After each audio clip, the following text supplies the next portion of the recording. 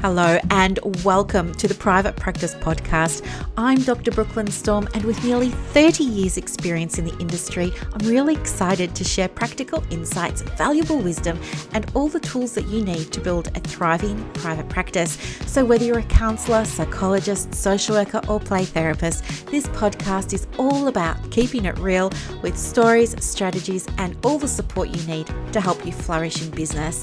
We're going to be embracing a mind, business, spirit approach, diving into honest conversations that will uplift your practice and soul. And if you haven't already, come and join us in the Counsellors Connect Australia Facebook group. It's totally free and you'll find a warm, supportive community of like-minded professionals.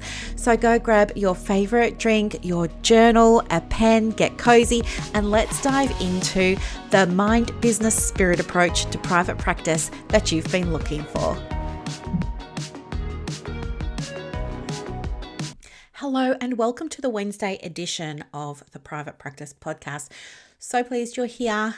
Today it's all about actionable steps that you can use to get better outcomes and results for your business, no matter what stage of business that you're at. But before we get started, I wanted to let you know I am running a special competition. It goes from today until the end of January. The competition is 100 reviews of the podcast for 100 prizes. I know, do you love it? 100 reviews for 100 prizes. So if you want to get one of the 100 prizes, what I would love for you to do is review the podcast, screenshot it and let me know, tag me in it or something like that, or leave your name or something so I can find you, because I need to know where to send your prize, because we're having, as I said, 100 reviews for 100 prizes. So the first 100 people that leave a beautiful review of the podcast are also going to get a special prize. And guess what else? 3 people chosen at random by the lovely Siri on my equally lovely iPhone will be choosing a number between 1 and 100 to win like the grand prize, and then we'll pick 3 other numbers from 1 to 100 to get a special runner-up prize. Okay, and you will get those prizes in addition to the prize that you get for the 100 reviews for 100 prizes. How much fun is this? I know, right? It's so much fun. So you can enter as many times as you like. Every entry counts. And we stop counting on the 31st of January. In the very next podcast after the 31st of January, I will announce the winners. I know, this is so much fun. I know, I love it, love it, love it so much. Okay, so let's just dive in, okay? I'll try and keep it short and sweet. So I want to talk with you today about the mindset of not enough, right? Like the not enough private practice owner. And, I'm just going to hazard a guess and say you've been there, I've been there, we've all been there, where we have this, we go through these phases and stages, don't we, where we think we're not enough. Either we're not good enough, or our qualification isn't enough, our experience isn't enough, whatever it is, okay? But this happens for a number of reasons. And I think, I don't know, like let me know your thoughts, but I feel like one of the main reasons this happens is because of something that I refer to as the comparison trap. I think we see it a lot, or I certainly see it a lot in the online communities.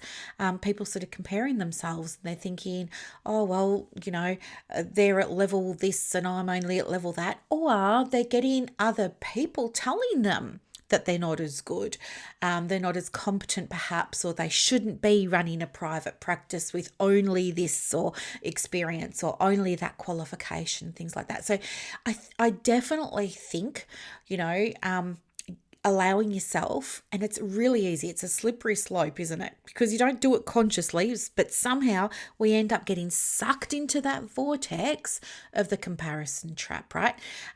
It happens. And the other reason that we can think that we're not good enough is we might start looking at our external circumstances, right? Like how many bookings we've got, or how many clients we've got, or how many people are visiting the website, and all those kinds of things. So we're looking at all of that, and we're making it mean something about us personally. And you know what? While it's not ideal, it's really common to do that, because I believe that when we don't know why something's happening, we only have ourselves as our frame of reference, and therefore we assume it must be something about us. Does that make sense?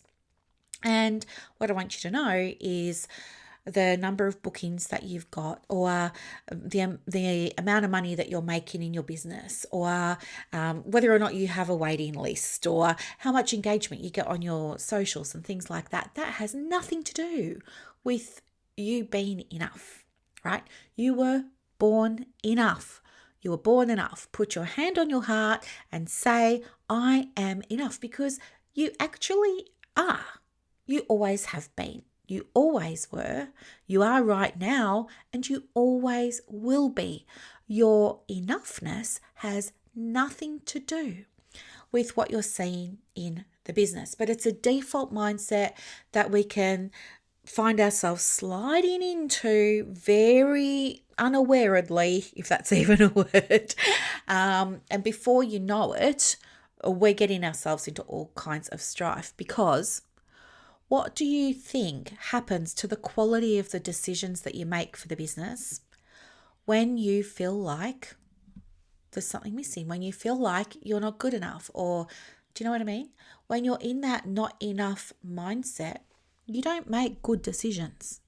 You make decisions you have to recover from, but you certainly don't make good ones. You make decisions and then you regret them later on. And you think, why did I do that? What was I thinking?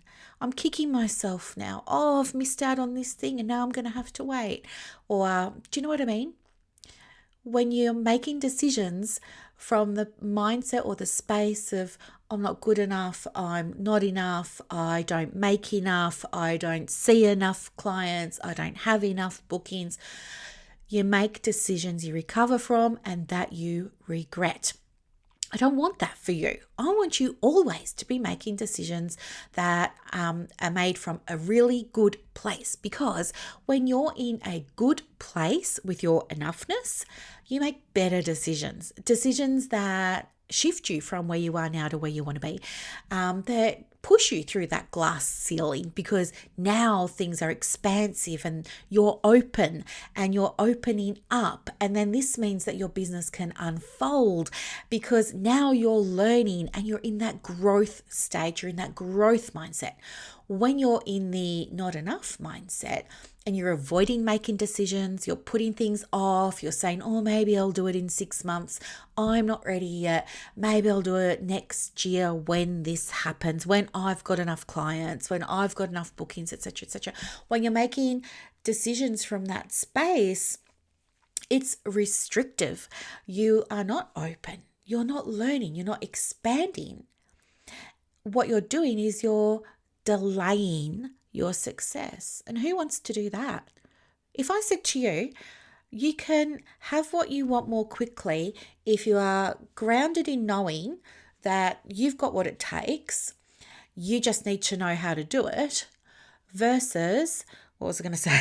Sorry, the ADD is kicking in. Versus, you can be successful, but how about you just actively get in your own way, and instead of being successful in 6 or 12 months, how about you just put in a delay in place so you're not experiencing success for another 2 or 3 years? Which one would you rather? Right? And so if you're in that position now of thinking, well, yeah, it's a new year, and of course, Brooklyn, I want to have success, and I've had to think about what that means for me. And maybe success for you means getting more clients, or maybe it means opening the business, or maybe it means being able to, I don't know, do what I just did, take 4 weeks off work, not see a client, and trust that your business is there to support you, because that's the job of your business, right? It's to support you, because when you're supported, you can then support your clients. So do you know what I mean? All those kinds of things. So let me give you some self-coaching so that you can use this when that not good enough or that not enough mindset starts to creep in. Okay. So, some questions for you. First off, I would recommend maybe when you find yourself in that situation, and the situation's going to come up when things trigger it. For example, let's say, and it's not available at the moment, don't worry, but let's say it was the private practice certificate. Let's say you were really wanting to enroll in that, but you didn't feel good enough within yourself. You didn't feel like you're worth the investment. You didn't feel like you could take the money away from the business. You didn't feel like you could afford it. You didn't feel good enough to do it because you've only got a diploma, right? All the things. What I would say to you, this for your self-coaching, write it down. What am I observing in my body right now as I think about making this decision? So the reason this is a really great self-coaching question is because it helps you to identify if anxiety or self-doubt is actually driving the choice. Okay. The other question that I would encourage you to ask yourself is, what would this decision look like if I were operating from a place of trusting myself rather than doubting myself? What would this decision look like if I was operating from a place of self-trust rather than self-doubt, right? So I would try that. I would ask myself decisions around the business. So some self-coaching questions, I'd say that 10 times fast, that you could use. I'll give them to you so you can write them down. But one of them could be, how does this decision align with my practice values and vision? That's the first one. The second one could be, what are the actual risks and benefits separate from how I'm feeling about it or what I'm telling myself or what my not good enough mindset is saying? And the third one is the decision that I'm about to make based on serving my clients better, or is it based on my not enoughness? Okay, so there's that. And other questions you might ask yourself that could be helpful. So you can pick a mix from all of these, by the way, you don't have to use them all. But you could ask yourself, is there a skill gap that I need to address? Or am I undermining myself, right? Is there a skill gap that I need to address, or am I undermining myself and my progress? Or am I undermining myself and my success? Am I undermining myself and my results? Another question could be, what would support my growth right now? What would support my growth right now? And then the other one that you might ask yourself is, if I set aside the not good enough story, what feels authentic and aligned for my practice in terms of my next step? Okay, that's one of my favorite ones because I think that's probably one of the most powerful ones. And you could, like, whatever comes up from that one, you could have maybe some follow-up questions for yourself, like, does this choice support both my clients and my professional growth? Or you could ask yourself, am I making this decision from a place of, expansion or restriction and contraction? Or you could ask yourself, will this decision still feel right when I'm feeling more confident? And I love that question so much. Would this decision still feel right when I'm feeling more confident? I love that. I love that so much. So they're just some things that you might want to ask yourself when it comes to thinking about your private practice and getting more results in there. So I hope that this was really helpful for you. If you're not in the Ultimate Private Practice community on Facebook, feel free to come and join us. It's a free community where we talk about all of this kind of stuff. And you can get some resources in there to help you out with your business, because I love to do resources for everybody. And most of the time those resources have been free and they're all there with links. You can just go and grab those ones. I think the ones from last year, obviously, I haven't made any this year. But otherwise, if this was helpful, even if you found just one of those prompts that I gave you there, one of those self-coaching questions that I gave you there helpful, Like one of my favorites, if I set aside the not good enough story, what feels authentic and aligned for my practice right now? And my other favorite one was, will this decision that I'm about to make still feel right when I'm feeling more confident? If any of those were helpful, why not enter the contest? 100 reviews for 100 prizes. It's so exciting. Okay, please consider leaving a review, going the running, and I will see you on the very next episode of the Private Practice Podcast. Bye for now.